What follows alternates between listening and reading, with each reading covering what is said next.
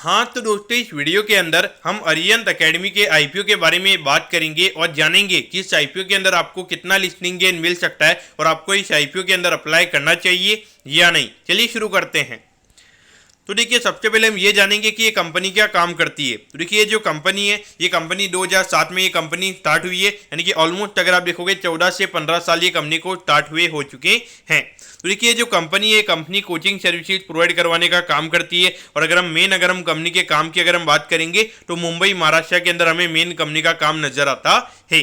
तो देखिए, जो कंपनी है, ये कंपनी 8, 9, 10 के जो बच्चे होते हैं उनको स्टेट बोर्ड की भी यहाँ पे ये कंपनी कोचिंग सर्विसेज प्रोवाइड करवाती है। और जो आईसीएसई बोर्ड है, यानी कि 2 बोर्ड की यहाँ पे पढ़ाई करवाने का ये कंपनी काम करती है। और 11, 12 की अगर हम बात करेंगे तो उसके अंदर कॉमर्स और साइंस वाले स्टूडेंट्स को ये कंपनी पढ़ाने का काम करती है। आर्ट्स का यहाँ पे अभी तक इनके यहाँ पे कोई अभी एजुकेशन सर्विसेज नहीं है। उसके अलावा अगर हम देखेंगे, जो साइंस के जो मेन जो एंट्रेंस एग्जाम्स होते हैं, जैसे जी मेन, जी एडवांस हो गया, ये सारी सर्विसेज भी ये कंपनी जो एंट्रेंस एग्जाम्स की जो तैयारी करवाई जाती है, तो वो भी ये सर्विसेज ये कंपनी प्रोवाइड करवाती है। और कॉमर्स के अगर हम बात करेंगे तो सीएस और सीए, ये 2 मेन एग्जाम की भी यहाँ पे प्रोफेशनल एग्जाम की भी तैयारी करवाने का ये कंपनी काम करती है। अगर हम कंपनी के ऑपरेशन की अगर हम बात करेंगे तो देखिए, कंपनी अरिहंत एकेडमी ये ब्रांड नेम के अंडर में अपने बिजनेस को ऑपरेट करने का काम करती है। और अगर आप कहीं ना कहीं अगर आप मुंबई में रहते हो तो मुंबई में आपने अरिहंत एकेडमी का नाम डेफिनेटली सुना होगा।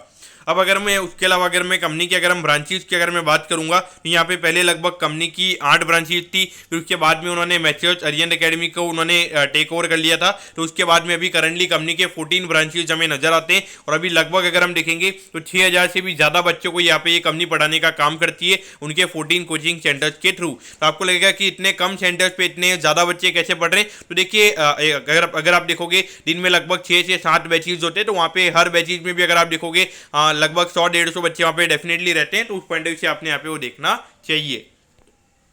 अब अगर हम यहाँ पे कंपनी की कम्पिटिटिव स्ट्रेंथ की अगर हम बात करेंगे तो देखिए, यहाँ पे कंपनी का हाइब्रिड मॉडल ये कंपनी फॉलो करती है, यानी कि ऑनलाइन मॉडल भी ये कंपनी का नजर आता है, हमें ऑफलाइन मॉडल भी कंपनी का नजर आता है। तो देखिए, डेफिनेटली अगर आप देखोगे तो बहुत सारे बच्चे काफ़ी दूर रहते हैं। तो उसकी वजह से उनको क्या कहते हैं कि जो ऑफलाइन वाला मॉडल होता है, वो बहुत सारे बच्चे सोचते कि इतना दूर जाना वापस आना, तो उसकी वजह से वो नहीं लेते। तो ये ऑनलाइन मॉडल उनके लिए काफ़ी ज़्यादा यहाँ पे हेल्पफुल रहता है। और अगर हम इनके प्राइसेस की भी अगर हम बात करेंगे तो काफ़ी अफोर्डेबल प्राइसेस हमें ये कंपनी के नजर आते हैं।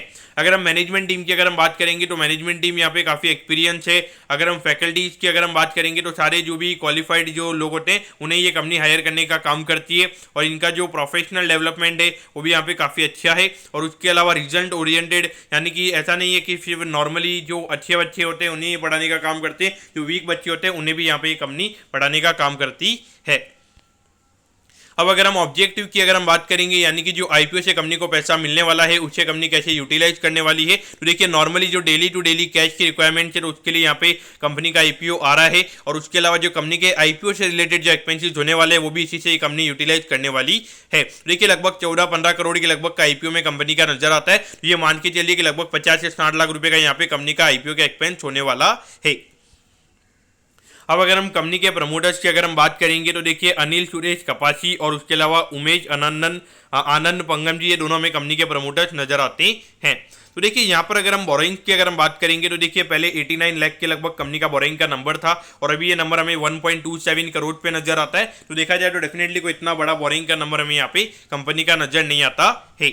अब अगर हम रेवेन्यू की अगर हम बात करेंगे तो देखिए, यहाँ पे कंपनी का रेवेन्यू का नंबर 19 करोड़ के लगभग था। फिर उसके बाद में रेवेन्यू का नंबर हमें कंपनी का गिरता हुआ नजर आया है। ये यहाँ पे 14 करोड़ हो गया था और ये पिछले साल हमें 15 करोड़ पे ये नंबर नजर आता है। देखिए, ऑल्दो अगर हम देखेंगे तो at the same time company के प्रॉफिटेबिलिटी भले ही हमें यहाँ पे बढ़ती हुई नजर आई है, क्योंकि कहीं ना कहीं अगर आप देखोगे जो ऑनलाइन मॉडल यहाँ पे आया है तो वहाँ पे कंपनी की ऑपरेटिंग कॉस्ट हमें यहाँ पे कम होती हुई नजर आई है। और उसके अलावा अगर आप देखोगे मार्केट में इतना ज्यादा कॉम्पिटिशन हमें बढ़ता हुआ नजर आ रहा है, तो कहीं ना कहीं मुझे लगता है कि यहाँ पे नंबर ऑफ स्टूडेंट भले बढ़ रहे होंगे, लेकिन नंबर ऑफ स्टूडेंट पर, यानी कि अगर आपको पहले एक बच्चे के ऊपर 10,000 रुपए मिल रहे थे तो अभी कहीं ना कहीं वहाँ पे 6-7 हज़ार वो हो गए हैं। उसकी वजह से यहाँ पे कंपनी का रेवेन्यू का नंबर हमें गिरता हुआ नजर आ रहा है। तो देखा जाए तो फाइनेंशियल की अगर हम बात करेंगे तो इतने ज़्यादा एक्साइटिंग फाइनेंशियल्स हमें यहाँ पे कंपनी के नज़र नहीं आते हैं।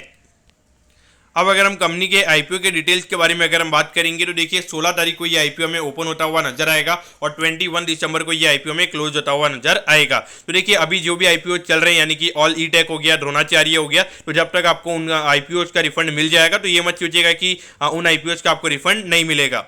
अब अगर मैं यहाँ पे प्राइस की अगर मैं बात करूंगा तो 90 रुपीज पर शेयर पे कंपनी यहाँ पे शेयर दे रही है। 1600 शेयर्स का हमें यहाँ पे लॉट नजर आता है, यानी कि एक लॉट को अप्लाई करने के लिए यहाँ पे 1,44,000 रुपीज लगेंगे।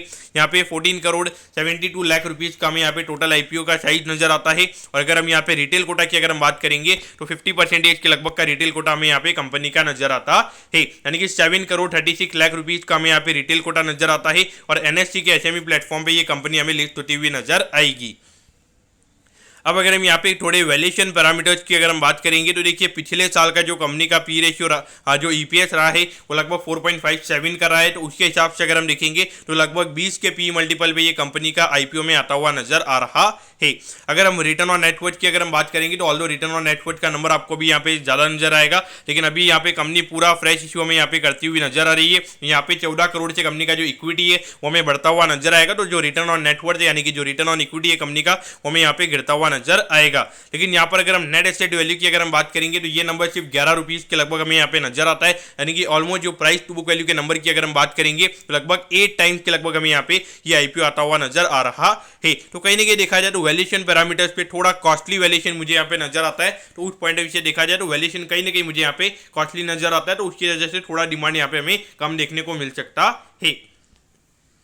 अब अगर हम यहाँ पे रिटेल कैटेगरी के अंदर अगर हम बात करेंगे तो देखिए एक लॉट को अप्लाई करने के लिए 1,44,000 रुपीज लगेंगे। और अगर आपको एक लॉट से ज्यादा की एप्लीकेशन अगर आपको लगानी है तो आपको एचएनआई कोटा में एप्लीकेशन लगानी पड़ेगी। तो एट दी एंड आपको यहाँ पे क्या करना चाहिए, तो देखिए एज अ होल अगर हम देखेंगे तो फाइनेंशियल्स को इतने खास हमें यहाँ पे नजर नहीं आते। आपकी प्रॉफिटेबिलिटी को देख के यहाँ पे आईपीओ में अप्लाई नहीं कर सकते। कहीं ना कहीं अगर आप देखोगे पिछले 2 साल से कोई ज्यादा रेवेन्यू के ग्रोथ के नंबर्स हमें देखने को नहीं मिले। कहीं ना कहीं अगर हम देखेंगे तो 2021 वाले ईयर में इश्यूज रहे थे, लेकिन 21-22 के अगर हम बात करेंगे तो वहां पे पूरी नॉर्मल सी हमें इकोनॉमी में आती हुई नजर आई है। और यहाँ पे बहुत बढ़िया हमें ये जो जितने भी कंपनीज हैं इनके नंबर देखने को मिले। तो देखा जाए तो डेफिनेटली ये कंपटीशन ये मार्केट में काफी ज्यादा नजर आता है। तो एक एक्सपोनेंशियल ग्रो करने की भी कैपेसिटी यहाँ पे कंपनी की है या नहीं है, वो चीजें भी हमें यहाँ पे इतनी ज्यादा अच्छी नजर नहीं आती है। और मेन बात ये कि जब ये आईपीओ में ओपन होता हुआ नजर आ रहा है उसी सेम टाइम पे अगर हम देखेंगे तो लगभग 2 या 3 एसएमई आईपीओ हमें और ओपन होते हुए नजर आएंगे। तो कहीं ना कहीं डिमांड वहां पे हमें ज्यादा जाती हुई नजर आ सकती है। तो मेरे ख्याल से मुझे ज्यादा इतना एक्साइटिंग ये कंपनी नजर नहीं आई है।